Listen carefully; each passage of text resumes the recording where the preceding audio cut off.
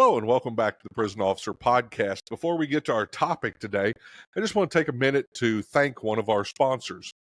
Innovation has always been the key to success of Pepperball, and the Pepperball Blast is just one more way to deliver a payload that will distract, disorient, or incapacitate an inmate.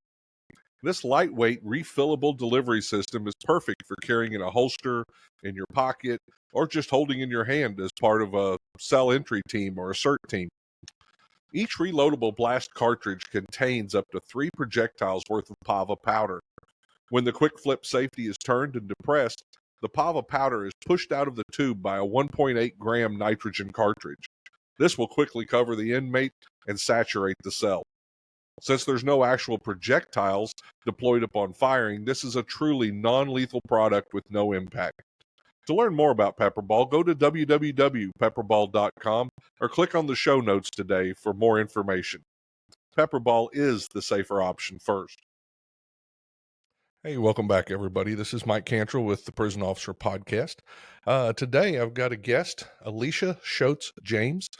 She is the Senior Vice President and General Manager and Account Manager at Aventive Technologies, where she oversees national accounts relationships, leads a team to ensure client success. Previously, she served as Senior Vice President of the Post-Incarceration Business Unit at Aventive's subsidiary, Securus Technologies, spearheading the strategic expansion of reentry resources and tech solutions for justice-involved individuals. She began her career in law enforcement as a Nashville police officer and later became a federal probation officer and is still very active, including she's part of the table, and I'm going to have to ask what that is, and the Executives Transforming Probation and Parole. So she's still very active in law enforcement and corrections and reentry. So welcome to the Prison Officer Podcast, Alisha. Yeah, thank you, Michael. Thank you for having me, and thank you for whoever scripted that beautiful bio. Yeah, we haven't done a lot of probation and parole on here, so I'm Mhm, interested to hear, of course, how you got there. We did mhm. have the president of the Missouri chapter of the Probation and Parole Association, but that was a Okay. couple of years ago, so I'm going to Yeah, dig into that as we go along. But I sure. always start off with the same stuff. Can you tell me where Yeah. you grew up and how you got into law enforcement?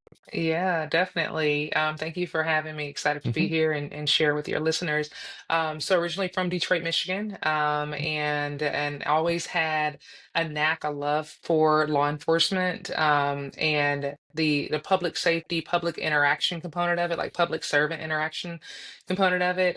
Went to undergrad in Tennessee, Hmm. and I thought that I would go back to Detroit to be a police officer, and fell in love with Nashville, fell in Yeah. love with the city. The crime rate was a little bit lower than Detroit. And so I just decided to stay in Nashville and tested to become a police officer. I actually was in my junior year.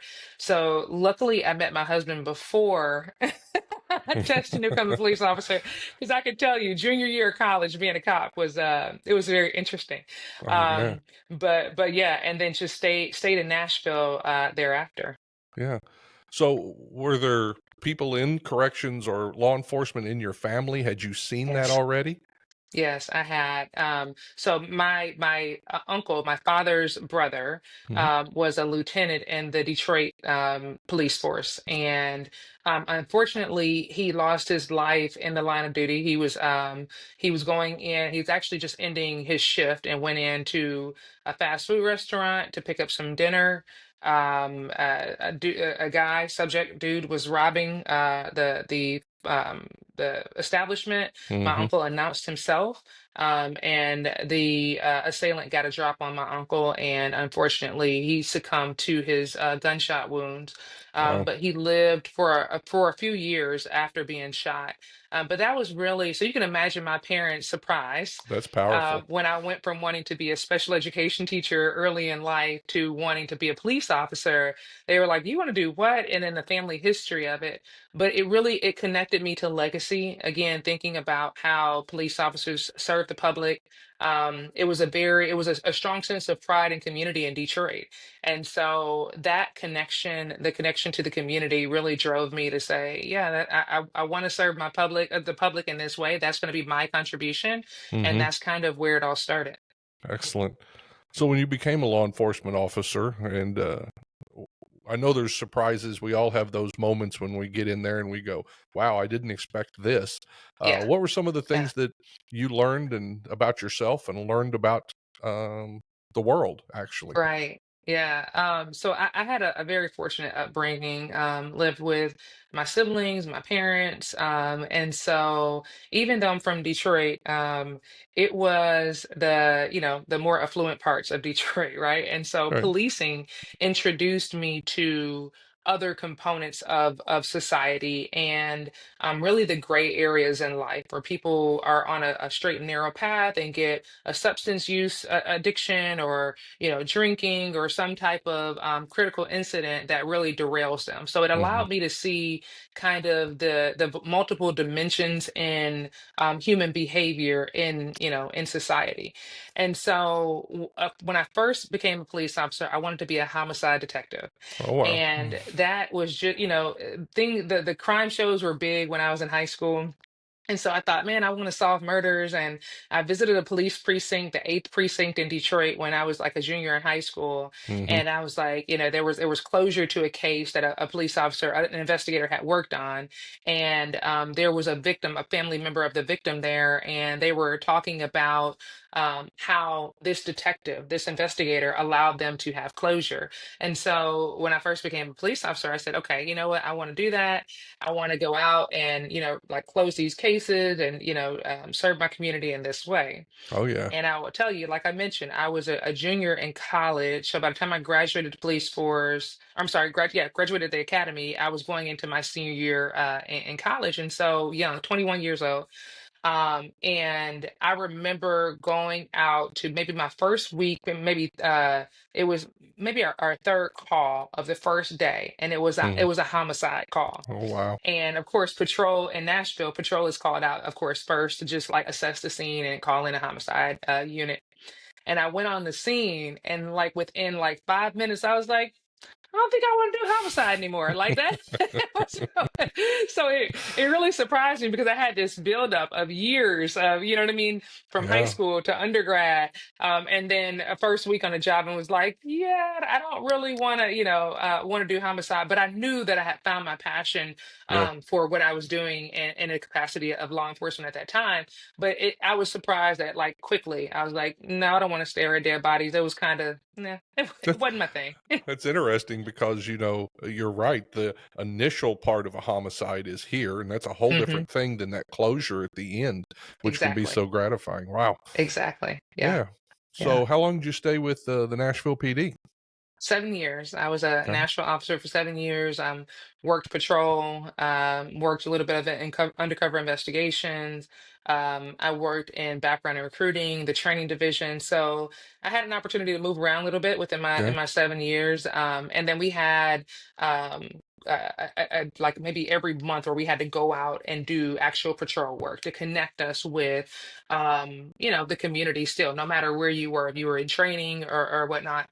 And I always will say during my tenure at MMPD, serving in patrol Hmm. and connecting with the community and just being abreast, like it's the vibrancy of that position that was probably my favorite in my law enforcement career. Nice. Yeah. Hmm. Um, so next thing you moved to was federal probation and parole. Yeah, How so did I how did did that come along? I know, right? So I had earned my master's degree. I had no plans of getting an advanced degree, but I earned my master's degree while I was a police officer. Hmm. And it really opened my eyes up. I thought about when I was a police officer, I thought about the way to move up was to make sergeant, lieutenant, captain, commander, and was kind of focused on growing in my career that way.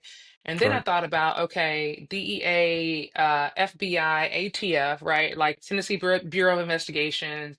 And I thought about, okay, there's an opportunity there for me to grow my career that way. When I got my master's degree, I was open to, like, there are a whole lot of three-letter agencies out there, Hmm. federal agencies that people typically, like, I just was not familiar with. And I was fortunate enough to do a temporary duty assignment at the White House, actually, while I was a police officer. And during that 7 months, it really opened up my mind to think through what could be a possibility, in my career. And Right. I understood that the federal probation where I was in the Middle District of Tennessee. The role of a federal probation officer is still a law enforcement oriented role, but Mm-hmm. it's much more adjacent to the court. You work within the court system, you can write pre-sentence reports, pre-trial reports, do supervision. And so it was almost a natural extension of after incarceration, right? So there's a very tactical, you lock somebody up, you work the case, you go and you testify in court, right? And then they serve their period of time. Mm-hmm. And then that transition when individuals come out into the community, there's a whole host of work with that. And so I thought that it was unique enough and challenging enough, but very closely aligned to law enforcement, where I had the opportunity after I finished my master's degree, and that was a requirement. That was a prerequisite for Middle District of Tennessee, was that you had to have an advanced degree. And so I thought, Mm-hmm. what better way to put that to use? And it was such an enlightening experience.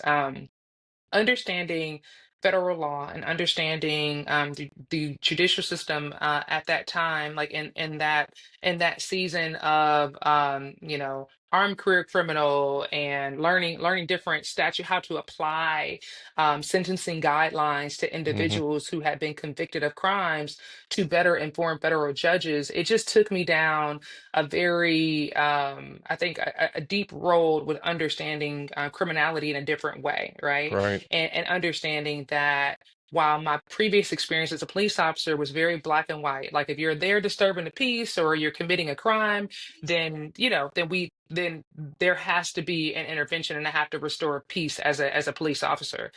But there was the gray areas in life that I saw much more abundantly during my time as a federal probation officer, Mm-hmm. and then talking to individuals, family members, talking to victims of crimes, understanding that. And so you stand in the middle of kind of the instant offense that occurred, and then the individual having redemption at life and coming out and being more successful as they reintegrate into society, right? And Right. then driving accountability and structure for them. So it was a very unique role that a lot of people was like, I don't really understand that federal probation officers, have that type of scope, but it was very impactful. Well, I got to ask you a question, and this is something for me to learn from because Hmm. I've seen the other end of apparently what you did, which is Hmm. PSIs, Yes, yes, pre-sentencing yes, reports. So, yes. as a federal correctional officer, that Hmm. was something that we looked at, something that we Hmm. sometimes went and studied. So, Yes, for yes, my own information, can you tell me a yeah, little bit about what you guys do for that? Because it is such a yeah. encompassing It uh, is. of their Document. life. Yes, it's a very humbling experience, I will tell you, to write PSIs for federal judges, Mm-hmm. because again, I had, you go to school and you get the degrees, whatever, and you have these life experiences, and then to be able to recount a person's life, to be Okay. able to with dignity and respect inform the courts, inform the BOP, inform every, all interested party attorneys about the individual with fact-based and resource-based information. It is definitely a lift. And sometimes those reports would be anywhere from 30 pages to 100 pages, right? Like Oh yeah. you've seen that. And if the criminal histories are extensive, being able to appropriately calculate the criminal histories that go into that. And all of those calculations set the judge up for understanding the appropriateness of a sentence, right? Right. There are some, if a person's criminal history is more tenured and lengthier, then at a certain point, some criminal history would just be lumped together for a point basis. Right. But it was, I would say interviewing from everyone from the attorneys to any family members that can give insight to the incarcerated individual themselves, right? Mm-hmm. Like understanding how their family members have played into kind of their experiences or their Yeah. lifestyles, right? And then and being able to articulate that story again in a very balanced posture Hmm. was something that, like you said, it's so many people who had to use a PSI, and it's so critical for sentencing and mandates of the court. Judges being able to mandate the appropriate types of rehabilitation programming or education or suggestions thereafter, or even the probation officer post Hmm. release or post release supervision officer being able to drive compliance with the person, understanding their background and history. All of that is the foundation for how a person moves forward. And Right. I've always, I mean, in that time, I really doubled down. On the idea that the person is not their lowest moment, typically what is deemed as their lowest moment of that instant offense, right? But Yeah. it took place. What are the parameters that can help this person become a more successful, productive member of society? Hmm. And who are the respective community players or law enforcement players that can help that person rehabilitate and be more successful in the community? So that's kind of Interesting. that was the scope of it. That's interesting that was the way you were focused. That's not the way I saw it from my end, but Hmm. that's interesting that, Hmm. I worked at the Yeah. medical center in Springfield, Missouri, which has a Okay. lot of mental health. And Yes. sometimes you look at those guys and go, how did they end up like this? Right. And you look at that Right. PSI, and Right. it's scary, it's Yeah. sad. Hmm. It's you can't Hmm. believe some of those people have went through. And I'm not one of those people that makes excuses. Right. You Right. make choices in life, but Hmm. some Hmm. people didn't get a fair shake, and we Right. used to see that. Uh, but we also Exactly. used it when we spoke with them and when we had Hmm. problems with them, because I could go back and find out what meant something to them and have a Yes. conversation. Yes. So That's interesting to exactly hear it. about that. Yeah. Thank you. Yeah. Yeah, Yeah. no, yeah. That I mean, that's you hit the nail on the head, right? Like it's a tool that's leveraged at different points of the criminal justice process to better inform. But yeah, like some individuals that came across my desk, I just thought to myself, my God, right? Like being introduced to substances at 4 and 5 years old, or victims, a lot of victims of violence or sexual assault, or, Yeah. or different things that that it's just you could imagine why, you can better understand why they're having the challenges that they were having, like during Yeah. their time in the justice system. So yeah. Wow. Yeah. So how long did you stay with federal probation and parole? So almost 5 years, and then I Hmm. had a mentor who called me and said, "Hey, I hear that the state is looking for a probation administrator." And I thought, I really liked the federal system. We had a lot of the newer technology. It was a very interesting role. Sure. Definitely, I would say more sophisticated understanding of the application of law than my tenure at the police department. But I was looking for a challenge, specifically around leadership. Like I said, I Hmm. mentioned, I mentioned I had finished my degree, and I had studied some things in leadership, and I had managed small teams. But I wanted to just stick my foot in the water, stick my toe in the water at a larger leadership opportunity. And Sure. I went from that experience, the federal experience, to supervising about 300 people up under my chain of command. So I had, I think, four direct reports, but at Hmm. the first region that I supervised was around 300 to 400 staff who were responsible for about 21,000 probationers and probationers and parolees in the region. And so I went to the state of Tennessee, Tennessee Department of Correction, up Hmm. under the Probation, Parole, Community Corrections Division. And from regional director to probation administrator to finally assistant commissioner, where I oversaw the entire division, probation, parole, community corrections, a Nice. staff of 1,200, 900 were sworn, and responsibility for 78,000 individuals reentering society.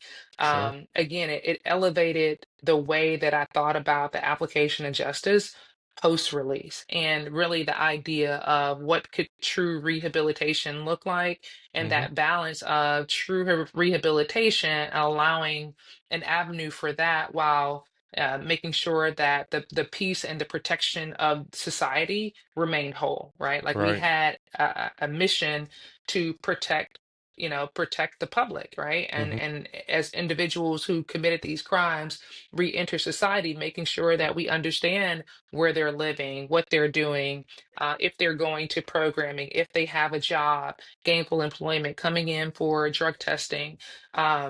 But that role, I mean, it definitely deepened my leadership experience, obviously supervising that many people over 95 counties. Um, Yeah.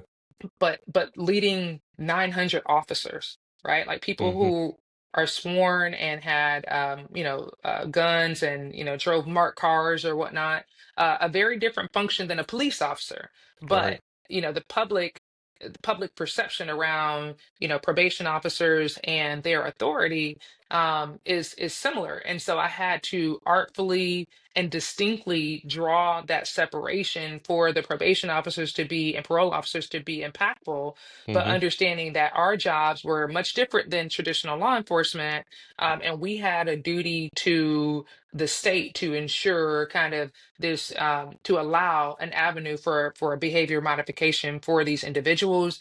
The people who are up under probation and parole, they had already served their time. So our Hmm. job was not as probation and parole officers to be punitive and to, you know what I mean, like try to in some way de-incentivize success. If anything, we wanted to give them avenues to change their behavior and then, become productive members of society. Right.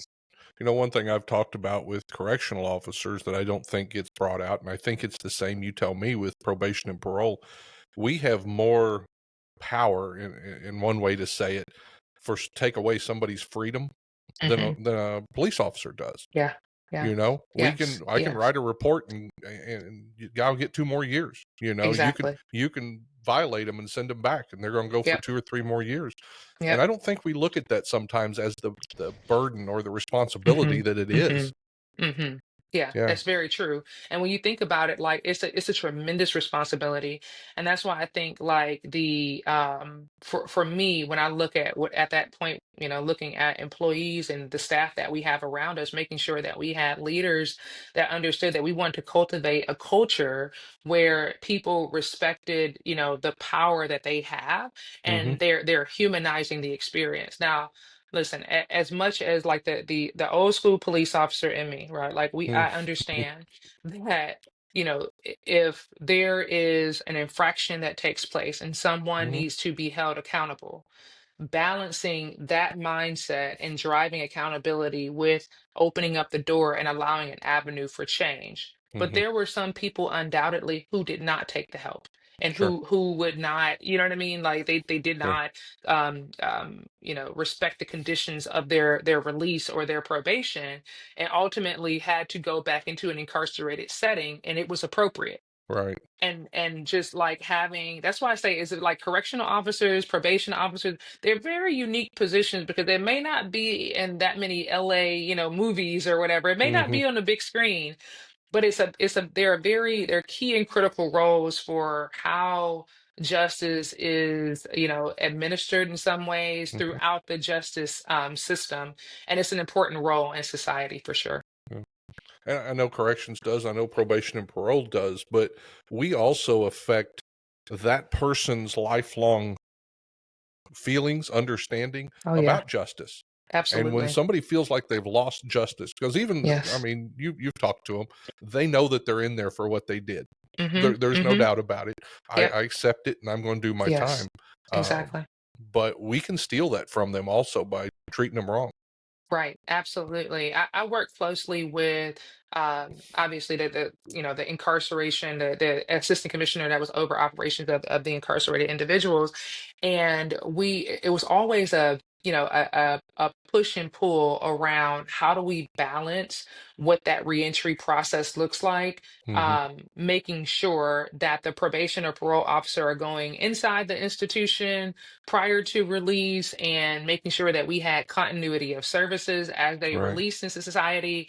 And then, it's a coordination, right? And I Sure. think that if you lack that coordination or that continuity of services, individuals could not be, as successful because they aren't being introduced to, here's a job when you first come out, here are Yeah. housing resources, here are mental health resources. And so it's key and critical. Yeah. One of the most impactful things for me, I started off at Missouri State Pen, which is now a Yeah. museum. That tells you how old Hmm. I am. And one of the first inmates I walked out had done like 35 years, and they Hmm. handed him a check for like $3.47. Wow. Wow. And the guard, we were guards back then, but Hmm. the Hmm. lieutenant said, "And don't come back." And my Mm. brain's just going, well, what do you think he's going to go back to? Yeah. Yeah. We didn't give Exactly. him anything, you know? We didn't give him anything. Yeah. Yeah. Yeah. And you We're think better than about that even now. right, exactly. I was Yeah. getting ready to say the evolution of corrections and thinking about like even my role. That's why I love what I do so much, Mhm. right? Like I mean the technology component, I know we're getting there, but I would be remiss if I didn't say No, this. Reentry today looks markedly different than reentry 10, 15 years ago in most cases, especially in the environments when we're able to deploy technology. sure. And I have the privilege of serving and partnering with over half of the prisons and jails in America to be able to deliver secure technology that benefits the incarcerated individuals, but Yep. also benefits the officers. And I'm not gonna lie, like I think early in my career, I would have never understood the power of a tablet and how you can put education and reentry information on a tablet. Individuals they can consume that in their cell. They Yep. can consume that. Like when I was even when I was assistant commissioner, we didn't have tablets in our facilities, and people we would have to wait until we had a seat in that classroom for John or Jane to go get the programming that they need. Mhm. That was a condition of release, and so it's a prerequisite for release, and that individual, would be maintained in that correctional environment. The cost associated with them, treating them right, like that, everything operationally that goes around, Yep. keeping a person in custody. But when we introduce tablets into the environment, then now you take your 30 seats that you have available every month and you multiply that to what is appropriate for the content and education is being delivered. And now everyone has that equal access. So you think about just it's like a release of a pressure valve from Mhm. an operational perspective and then from a contention perspective from the incarcerated individuals. And something I've seen over the years from the incarcerated individuals, I've seen them go to the teachers and say, "Hey, I wanna Mhm. learn this, but I can't Yes. sit in class." Right. They Right. I've seen them hide textbooks. I've seen them reading up on stuff in their cell that they Right. can't show the others because that makes them look bad or they lose face or whatever. Exactly, exactly. And Yeah. now, like, if an individual is on a tablet, they don't know if they're looking at, listening to music or looking at a book or, you know what I mean, Right. reading, the newest novel that they choose to consume, right? Or listening Sure. to a podcast that's informational.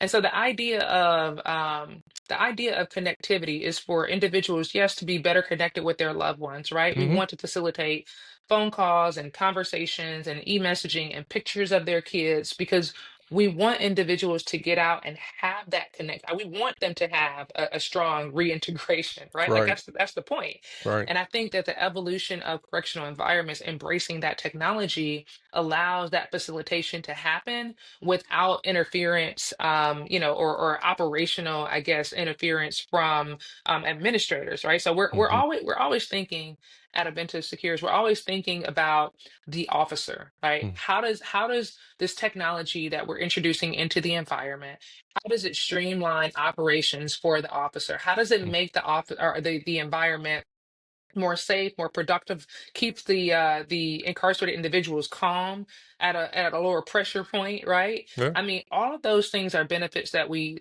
saw and that we continue to see as we deploy our technology. So, that was one of the reasons when I think back to why I ultimately transitioned out of traditional kind of corrections or law Mhm. enforcement, is I was really interested about innovation. Where can we take innovative solutions and be able to innovate in a way that impacts the reentry process, that Sure. better connects people as they are returning from an incarcerated space, And I launched a couple of businesses. I launched a business specifically about this called Quick Touch.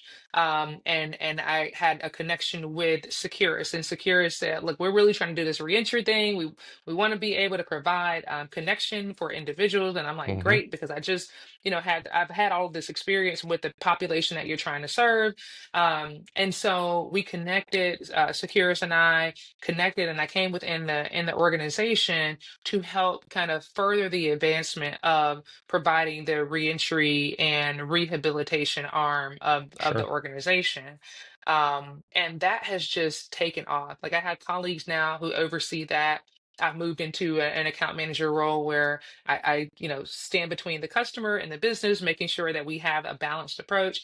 Right. But we have you said one more time?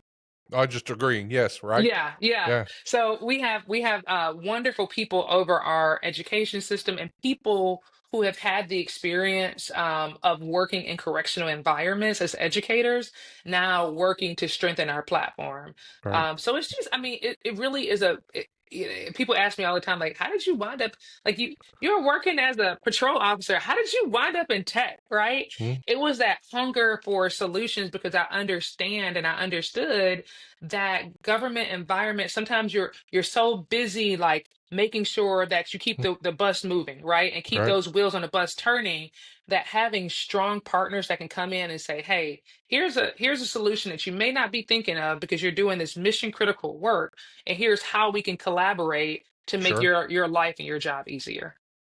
So for people that don't know, kind of run me through what's a tablet look like? What's on there, the security Yes. that's involved, and what's the Yes. options that they have?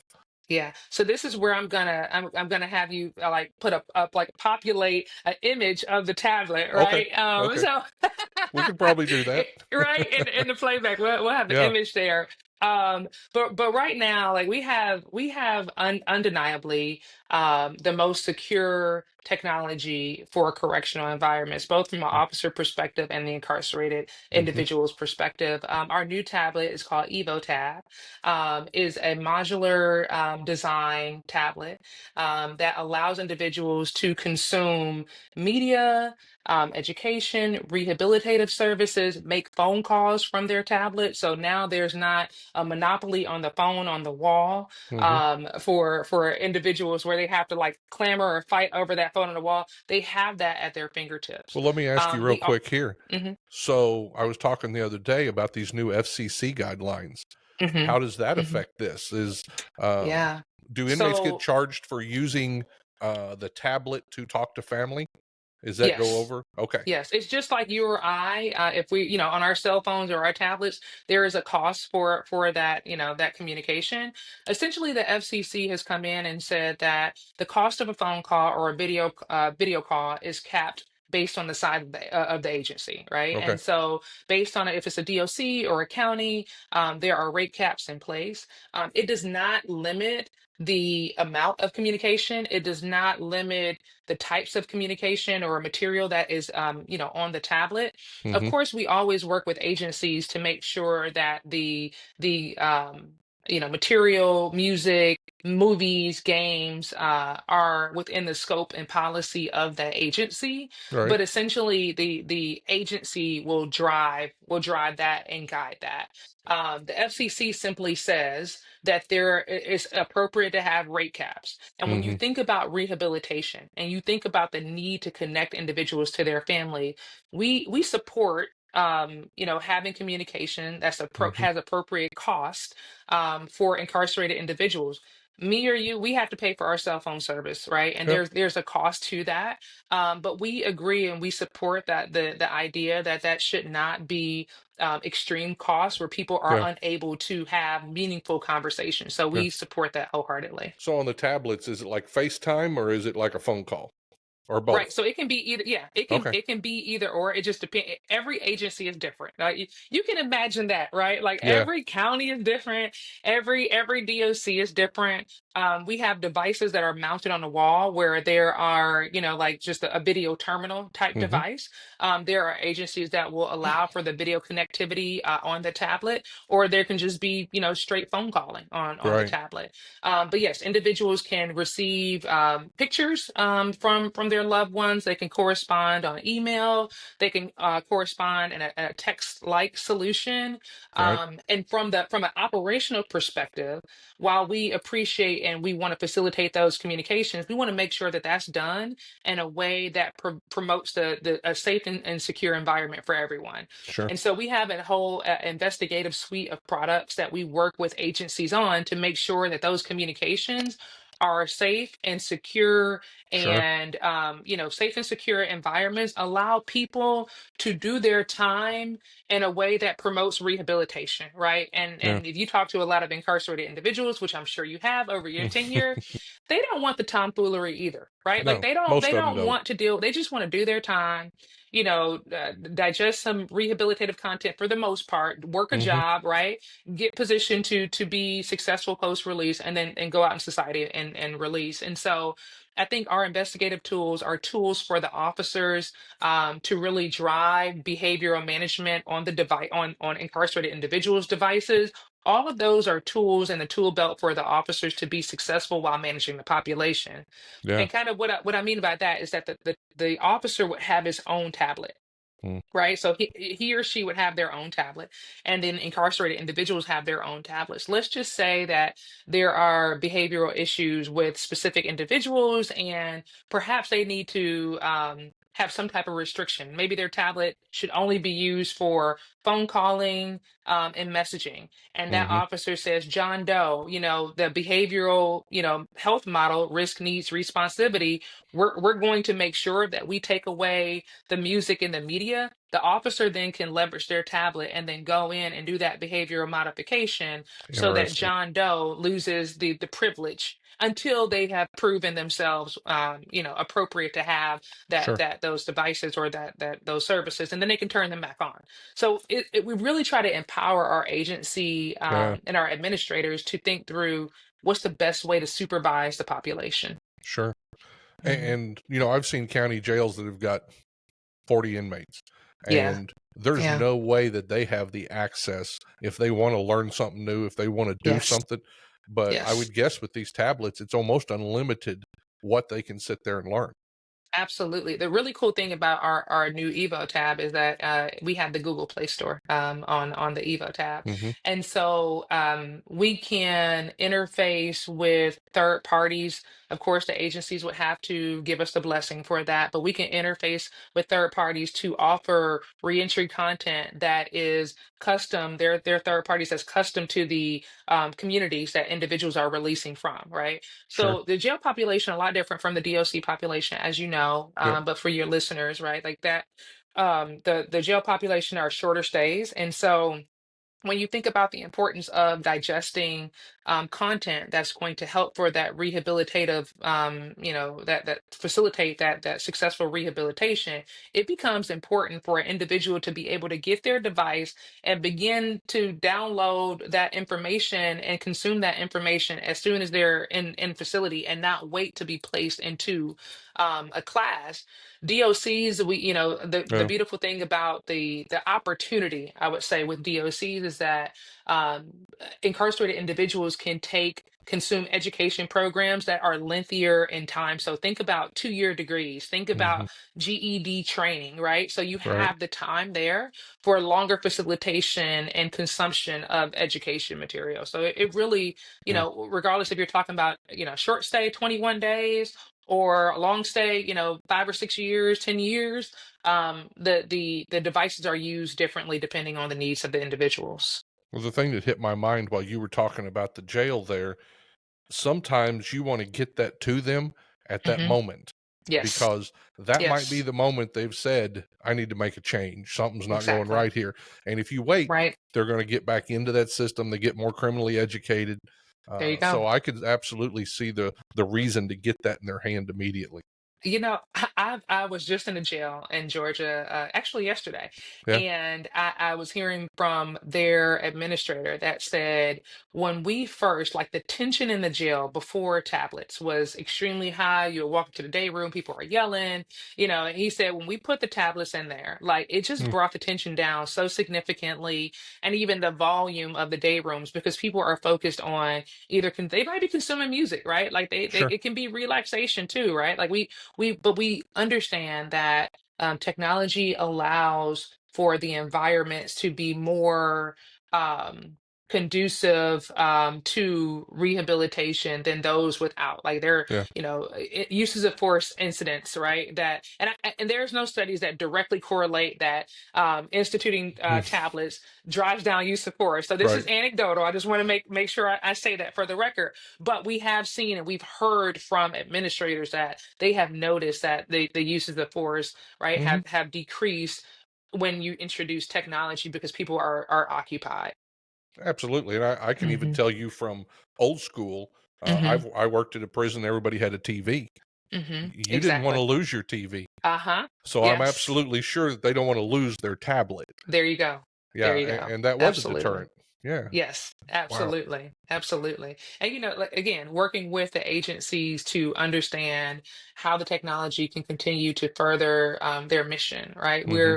We are in partnership. We don't ideate in a silo. Like that's one thing with our agency or with our organization that we don't ideate in a silo. We make sure that we go out and we talk to leaders, we talk to practitioners, and we say, what do you need? What is Hmm. going to benefit you as operators in this environment? And we come back to the genius minds that we have within our organization. Shout out to Melanie and Lidget and Jessica. I don't want to start. I shouldn't start saying Oh, names that's because then good. I'm going to miss somebody. Uh, But we have some really impressive people. Charles Barrasso that we will bring the use cases to, mhm. and then they will help us further develop what we need to develop, right? I was working with a colleague, his name is Liv, since I'm naming people, and we were talking about the investigative services and ways Sure. to strengthen the investigative services. And I'm gonna tell you, it wasn't a couple months later that there was this first scope of how to advance that, understanding that our tools and our technology really as we move forward is we're a staple in the way that Hmm. prisons and jails are run in America, and we are dang proud of that. So, Yeah. and I'm Abs- proud to be a part of the team too. sure. So, what's this team working on now? What's for the future? What are you guys Yeah. So bringing the board? future, yeah, the future is here, right? With the Evo tab, and we will continue to see further iterations of our technology. So strengthening of the applications that we bring to the environment, right? Hmm. Everything from the incarcerated side, everything from more secure connectivity and communications to the short term, or the what do we call it, STC. So it's like a text messaging feature, right? Right. Making sure that like that was revolutionary when we think about from phone calls to e-messaging to STC. Just making sure that we continue to strengthen those products and services. Increasing the type of media content that we have, making Mm, sure that while we want all of the publications and the books and everything, that we offer the blockbusters too, right? Like so sure. just understanding and having that balance, the newest music for the incarcerated individuals. From an officer side, it's really exciting because everything from the safety and security, the investigative tools that we're developing and bringing to market, Yeah. continue to evolve on our platform for officer tablets, right? Just a strength in the connectivity and the reliability of what we do as we continue to evolve that. Yeah. So we're excited. We're excited to partner with agencies that are forward leaning, and hear from them as we continue to develop our products and services. And I mean, selfishly, right? Like when I think about my time as a police officer, when I think about my time running an agency or as a federal probation officer, I wish that I would have had some of these tools and Mhm. understanding the content that people, even consume in an incarcerated environment. probation really doesn't know in America, like I would say in large part, probation really doesn't know what people or parole officers, they don't know what people are doing while they're incarcerated, Mm, right? And right. so if we had some type of digital receipt to say here's the content that was consumed, when we think about scoping reentry plans for individuals, that would be huge, right? Wouldn't it? And our connectivity, our tablets allow for that digital receipt of here was what was consumed, here are the hours that were spent on it, and we can give that to John or Jane Doe or the agency for, just the iteration of a success plan as they release into society. Interesting. Yeah, because on Yeah. our part, unless they completed it and got a certificate, we probably Mhm. didn't put it in their file, Exactly. and you don't Exactly. see it.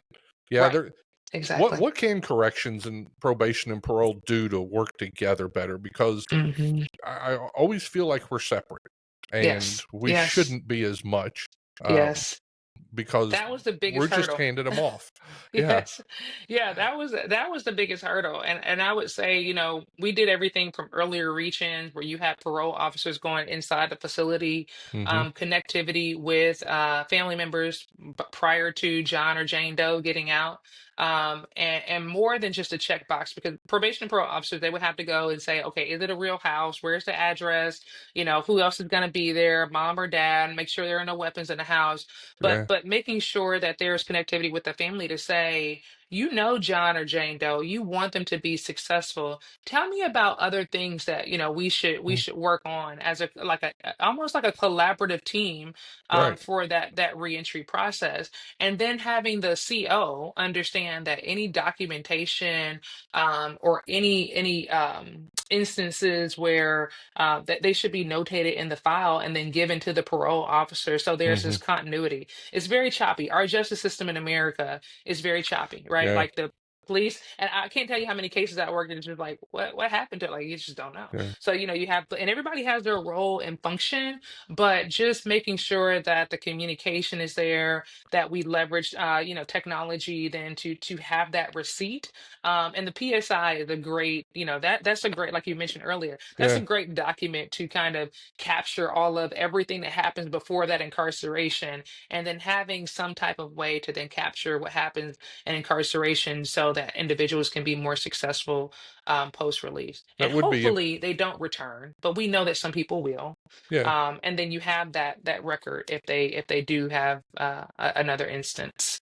In mental health, I think I may get this wrong. Somebody will let me Mhm. know if I do. I think they were SOAP notes, and we used Yes. to we Yeah. used to be able to do SOAP notes, and Hmm. those Hmm. would track across nurses, psychiatrists, Right. psychologists, officers. We Right. could all see them. It'd be Right. interesting if we could do that with just the regular inmate. Right. Yeah. Yeah. Yeah. Absolutely. I think communication is power, right? And Yeah. then having the wonderful practitioners that we have a lot, and I know I'm preaching to the choir here, but we have a lot of good men and women who are serving in the capacity and mission critical capacity of Hmm. COs and POs, right?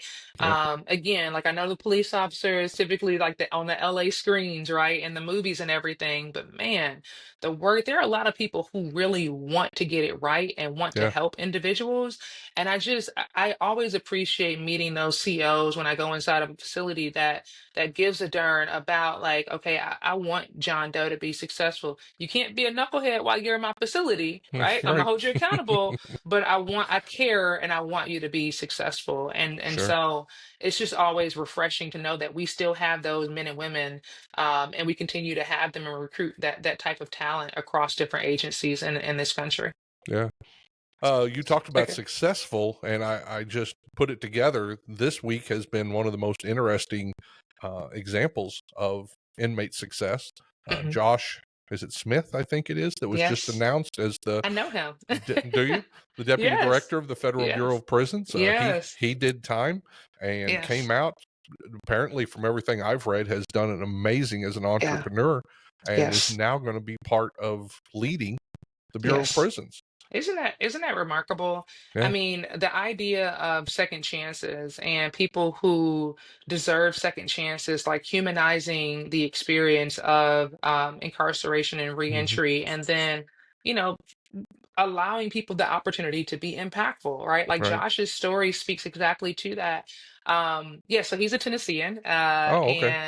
and yeah, he's just a wonderful guy. I saw him a couple months back at a Correctional Leaders Association conference, Hmm.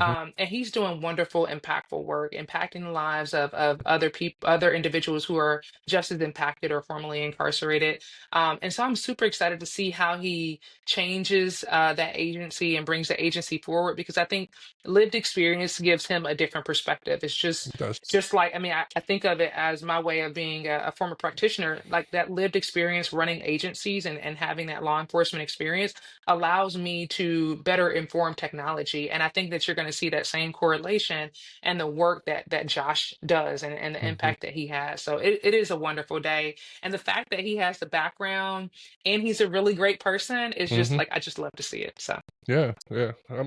I'm excited. I know that there's a bunch of correctional officers out there going, "Wow, we can't do yeah. this." But Uh-huh. when you take a look at and just what I've read, he's Hmm. been extremely successful. Yes, He's exactly. shown And himself to have tangible made a work. change. Yeah, Yes, yeah, absolutely. yeah. Tangible work, like, you can't deny that. It's almost like, why can't we do it, right? Like, Hmm. why can't we do so? I think we have to, I think corrections, law enforcement, we have to get out of the comfort zone. And look, that was probably the hardest thing to break earlier in my career and my ideation about like how to impact justice systems. Hmm. Is this is the regimented way, the paramilitary style that was like ingrained in me from day one. Sure, And, over time, I understood that we're dealing with complex people are complex. they are. And but for the grace of God, there go I. Oftentimes we'll say in the South, right? Yep. So you never know what situations or happenstance leads individuals to their criminal offense. But Yeah. I think that we should open the door and invite them for a possibility of change. And who better, or a possibility to change, but who better than a person who has proven themselves post release Sure. in ways that we can go back and see, their impact. But who better to step in and kind of shake it up a little bit? Like let's Yeah. challenge the status quo, and hopefully, we will be better because of it. 5 years from now, we look back and we're like, man, it was a great call. And Yeah. it takes nothing away from those people who, like you and I, who are traditional. You came up through the ranks and kind Yeah. of like I think I call it the gritty climb. Like I've had Yeah. the gritty climb. It takes nothing away. I Yeah. think the collective brain trust in order for us to advance the area of correction is needed. Why not now? Like now is the time. Absolutely. Yeah. What a Yeah. great what a great conversation. Thank you so Yes. much. If people Thank want to get you. a hold of your and I'll put it down here in the show Yeah. notes, of course, with links and stuff. But tell people Yes. how to get a hold of you and your agent or your Yes. company. My fault. Yeah, so I'm all over LinkedIn. Certainly, please reach out to me on LinkedIn. I'm happy to talk to people and connect with people. Securus and Inventive. I certainly we will certainly add those in the show notes. But if you Hmm. Google Securus or Inventive, if you Google my name with the Securus or Inventive, like we'll pop up. So we're Yeah. everywhere, probably in a neighborhood near most of you. And yeah, I'm open to further dialogue and coming out and talking to anybody about our impactful technology. Well, thank you so much for taking the time to come talk Thank to you, us. Michael. And I Yes, learned a lot about probation and parole and tablets and your company, and I appreciate that. I think a lot of people absolutely. will be glad to hear it. Have a Absolutely. have a great All day. right. Thank you. Hey, before we go, I'd like to take a minute to thank one of our sponsors. Omni Real Time Locating System is a company I've been working closely with for years. I'm proud to be a part of this innovative team that's developed the best real time locating system on the market today for your jail or prison. Omni's PREA compliant real time monitoring technology is the very best way to track and record your inmates' locations, their movements, their interactions throughout every square inch of your correctional facility. Imagine getting an alarm the second an escape happens, or an alert that lets you know when an inmate's heart rate drops below a set level. To learn more about Omni, go to www.omnirtls.com. That's omnirtls.com. Or you can click on today's show notes to get in the information guide. Omni Real Time Locating System is a powerful tool specifically designed for the modern correctional professional. If you haven't done so, please take a moment to like my podcast, or better yet, hit the subscribe button so that you'll be notified when the next episode comes out. Thanks for listening, and let's be safe out there.